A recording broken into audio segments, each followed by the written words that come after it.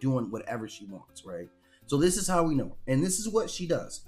She's now, particularly these places are frontier spaces. This is where civilization kind of thins out and the jungle starts to dominate. So this is like the liminal space for this type of character. This is exactly where they want to be. The scenery is dense forest.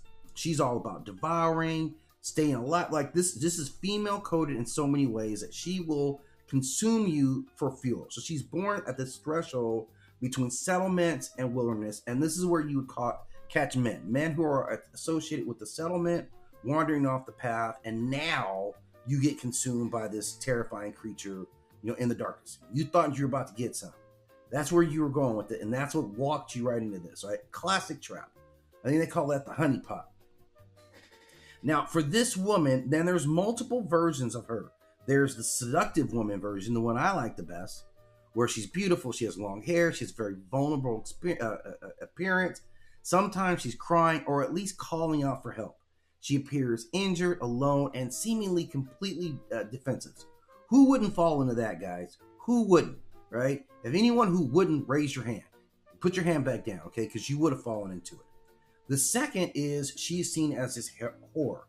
Man approaches, her face distorts, her fangs emerge, her eyes glow, her body decays or becomes visibly skeletal right in front of your face. And then, of course, she's really throwing that one-legged up in your face, right? So, in all accounts, the way that it talks about her is she hops around. She may have been early hip-hop, and she moves unnaturally fast. For even someone with two legs, she's really fleet on her feet. Sometimes that single leg that she has is like insanely muscular, as if she's been lifting weight. Sometimes a missing leg was torn away. You can just kind of see it stump and bloody. So it always kind of shows this imbalance that she's dealing with. Strong existing leg, the mangled, a missing leg, right? So you have a dichotomy there. Now, her behavior is very, very, very consistent in the sense that a man enters the forest alone. He sees this beautiful woman. She seduces him or asks for help. He follows her deeper into the jungle. Get it, right? Deeper in the jungle. Then she really busts out the monstrous form, and he gets killed, mutilated, and lost for all time. In some stories, she's devouring the flesh. In some stories, she simply likes to make men disappear. In some, she drinks the blood. Whatever happens, it didn't work out good for you. Sometimes she just leaves a mutilated body, or the jungle swallows it. Whatever it is, you're not going to get up out of there, okay? Now, some of the origin stories of her, and this always matter. Origin stories always matter. Why was somebody tripping and when? In some stories, she's a betrayed wife. She murders her husband in rage. He cuts off her leg before she dies, and she returns as a vengeful spirit. In another telling, she is the one who is adulterous. Her husband kills her and mutilates her body, so she becomes a cursed wanderer. That's very important. In the last one, she is not even a human. She's a forest spirit who protects animals, and she just punishes hunters who kill excessively or excessively violent. So the theme kind of shifts to where it's maybe a male-dominated telling, a female-dominated telling, and then like an ecological interpretation of it. The whole symbolic interpretation is the jungle is the feminine territory, the unknown. It's wild up in there, right? You go deep in that jungle, you never know what you're going to get, and they're going to prove it to you. So the female represents the Amazon and the Colombian jungles as they are.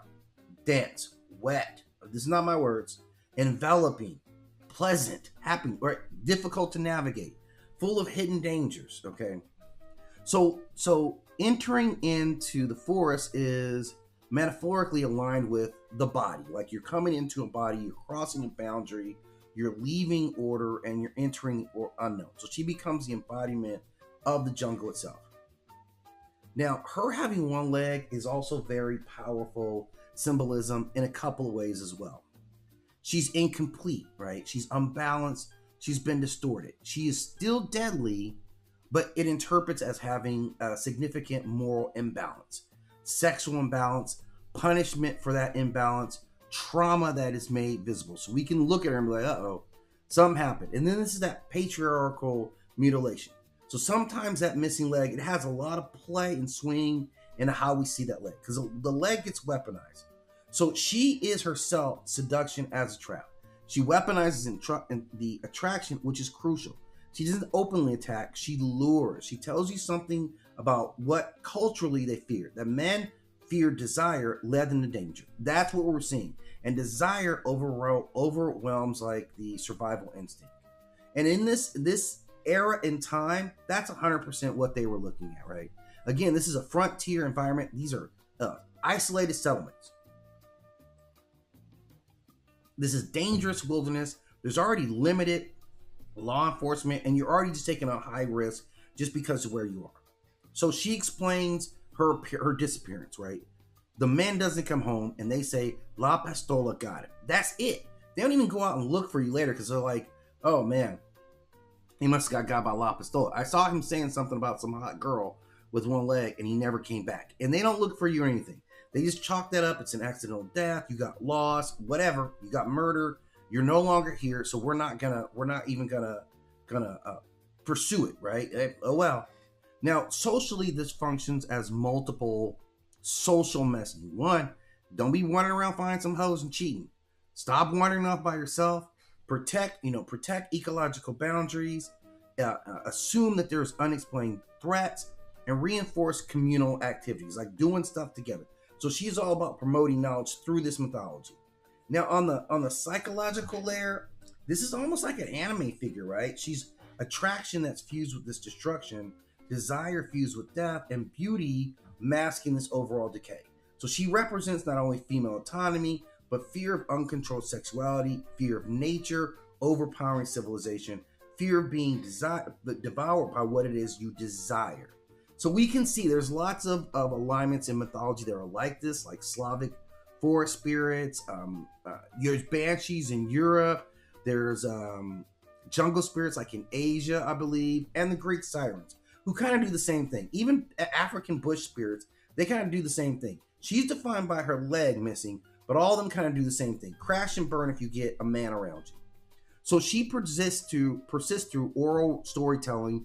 Now she's into horror fiction, Colombian television, film festivals. She's going everywhere. She is not challenging La Llorona. She's still not there. But she's dominant in rural Colombia. She's got the juice out in rural Colombia, and so you got to respect her in that light, right? Because she's really pulling it down.